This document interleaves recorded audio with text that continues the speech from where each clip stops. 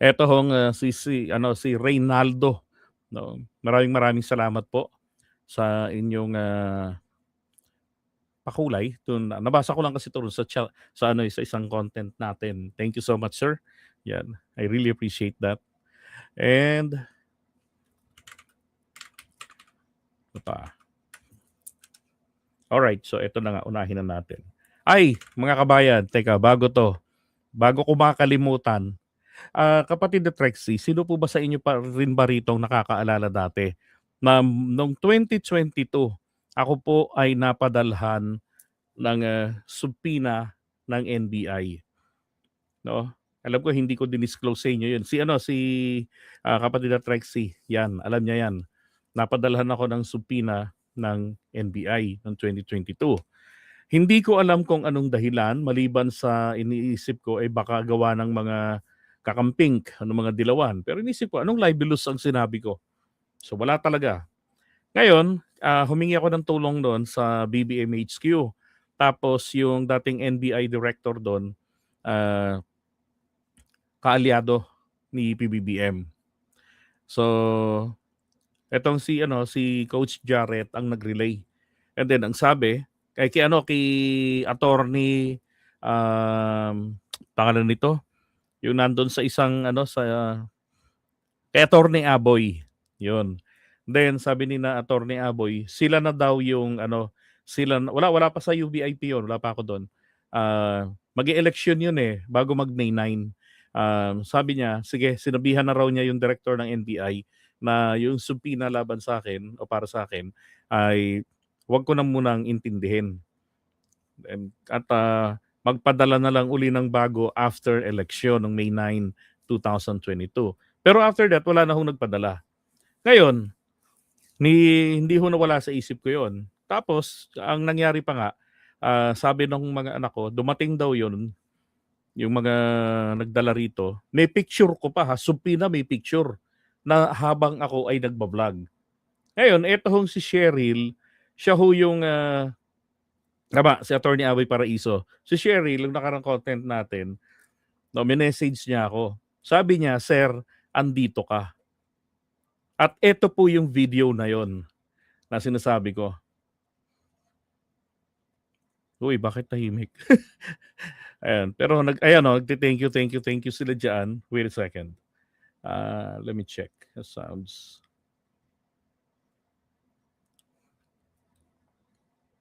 Wala ba talagang Valdez. Thanks, Marissa. For my brand new car.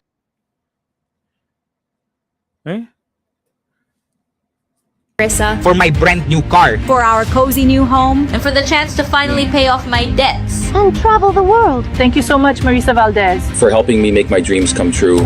Hello, are you wondering who all these people are? They are my clients who have finally achieved their dreams. Right now, you have the exact same opportunity to join them and change your life for the better. My name is Marissa Valdez. This 2026 alone, I've already improved the lives of over 1,000 people through my proven investment method. Right now, my strategy is perfected, and I am opening access to it for the very last time. The first 500 people to reach out to me through this ad will receive a boosted payout on their very first investment. Everything is 100% legit, safe, and secure. To get started, you just need to follow 3 simple steps. 1. Click the link in this ad to join my channel. 2. Send me a private message. 3. Choose the amount for your first investment and take that big step towards reaching your dreams.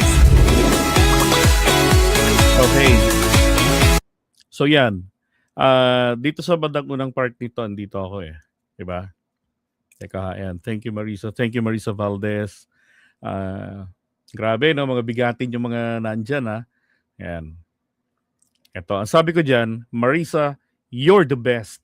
Pero alam niyo ho, wala ho akong binating kahit na sinong Marissa. Wala. Ang kilala ko lang hong Marissa Onrubia, kaklase ko nung grade 1. Yun lang, wala na. So isip ako ng isip. Nung makita ko ho ito, naalala, thank you BJ Gans. That is hindi ho AI yung video. Yung audio ang AI. Meron po ngayong ganyang technology. Noong 2022 hindi pa sikat pero ngayon sikat na yan. Nakokopyahin niya yung boses mo, yung timbre ng boses. Tapos ang gagawin ngayon ay palilitawin na ikaw kukuha ng video mo tapos ikaw yung papalitawin na nagsalita. Ito hong video na ito, totoo po ito. Yung damit na yan ay damit po yan ng Uniteam. Isa sa mga Uniteam noon, galing yan sa kampo ni Sara. Alam ko nakuha ko ito sa rally namin noon, sa proclamation rally sa Antipolo. Yan. Ang AI dyan, yung Marisa, you're the best. Yun ang AI. Yun ang sinabi ko dyan eh. Yan yung picture na naka-attach doon sa supina. Kaya sabi nila, nagbablog ka pa nga, sa second floor yan. Yan, nung di pa nagagawa itong third. Doon pa yan. Kung saan ako kami nag-i-stay noon dito sa bahay na may COVID. Doon ako sa bandang itaas. Sa taas lang din talaga niyan. No, sulok ng bahay yan eh. Yan may mga ganyan-ganyan na yan, sa likod ko. Ay, ano yan, poste ng bahay. So mag-ingat ho kayo sa ano na to, dito sa investment sure value na yan kasi marami ho itong nadali noon at ngayon nag-resurface na naman yung kanyang video. Ano mo sabi niya ron? Do you know these people? They are my clients. Na finally they achieved their goal. Kagaguhan. Wala akong kotse. Meron lang akong motor. Oh. 'Di ba? Tapos ngayon nagpapaano siya na mag-contact sa kanya sa Telegram, ko-kontakin mo siya, gano'n. Pinuntahan ko na rin yung etong link niyang 'yan, dadalhin ka niyan sa kanyang Telegram account. Papag-member ka niya doon. Gano'n ang ginagawa nila and then lalasunin ng isipan niyo para makapag-invest. Tapos takbuhan na. Ngayon, dahil kami ang lumilitaw na endorser, kami ho ang hinahabol noong 2022. Oh. Ngayon, meron pang iba. Maraming vloggers ang niloko niyan. Katulad dito si Master Gala. Yan, kilala ni Go Philippines yun. Si Master Gala ay ang content nito, mga sementeryo, yung mga puntod. Amakin mo na isa rin siya sa nadali, pinatawag ng NBI. Ngayon, may mga engot din po sa NBI. Alam niyo yung ginawa sa kanya dahil pinatunayan niyang wala akong kinalaman dyan sa galaw ng mga yan. Kaya lang ang NBI po, napaka-drastic ng pinagawa sa kanya. Dahil takot siya. Ang sabi, i-delete mo na lang ang FB page mo at ang iyong YouTube channel. Diba? Bakit kailangang i-delete? Dahil daw po, nagamit daw yon sa scamming. Mabuti na lang may nagpayo sa kanya. O yung kilala ni Sherry si Master Gala. May nagsabi sa kanya na hindi mo kailangang i-delete yan. Unang-una, kasi kahit saan korte pumunta, wala ka namang kasalanan doon eh. Ginamit ka para sa kalokohan pero hindi ka naman nila kasali. Hindi ka naman kabilang sa kanila. Oh, ganyan ang gawain ng grupo na ito. Maging yung babae na nagsasalita, yung Marisa Valdez, AI din ho yan. Okay? Alam niyo ho ngayon ng AI technology, grabe. Yung kanilang, yung tao, alam niya, hindi lang sa dati walang anino, ngayon may anino na. Kompleto na sila ngayon. Oh. Ang malalaman nyo lang ng AI, may mga certain Tagalog words na hindi niya mabigkas ng tama. Katulad ng ama. Ang sinasabi nun, ama. Sino ang ama nito? Yung ganon.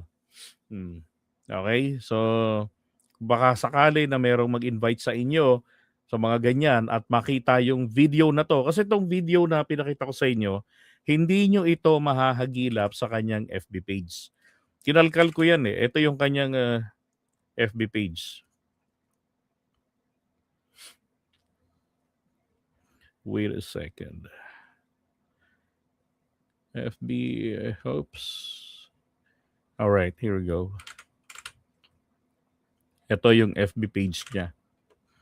Oh, success today. Yan. Pag click mo yan, diretso ka dyan sa Telegram. Tapos, eto, tinignan ko rin dito. Taas niyan. Walang reels. Walang reels. Bigyan natin ng review. Wala. Hirap mag-review. Hindi makapag-review. Comment sana ako ng ano, I don't recommend this. This is a scammer. Wala eh. Eto pa, anong lengguwahe ba to? Di ba? Tapos saka ano siya, Manila, Philippines. Yan.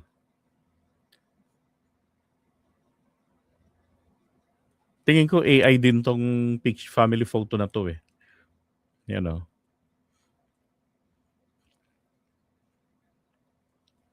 Meron ng isang tatanga-tangang nagpauto. Si Baby Alafris. Alafris, how to join Ma'am Marisa Valdez. Oh my God.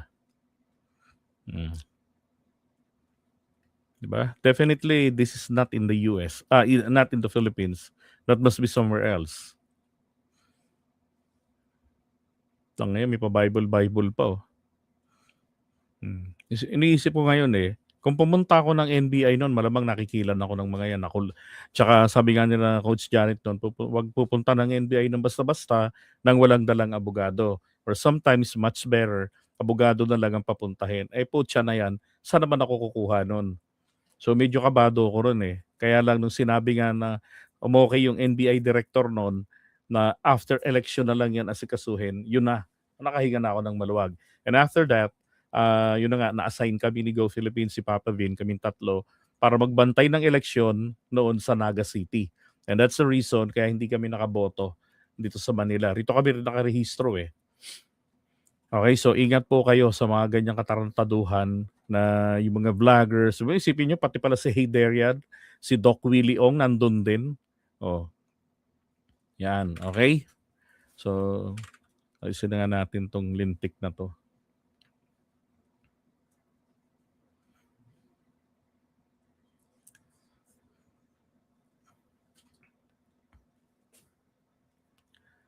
Oo, grabe na nagagawa ng ng AI ngayon, 'di ba? Yung may sanggol parang napakita na sa Raffy Tulfo scammer list. Oh, 'di ba? Yan, ganda nga po rin po sa inyo, Josie Buhain Pace ng England. Yung babae kasi nakita ko na yung mukha na yan sa ibang content. See? AI nga. Oh.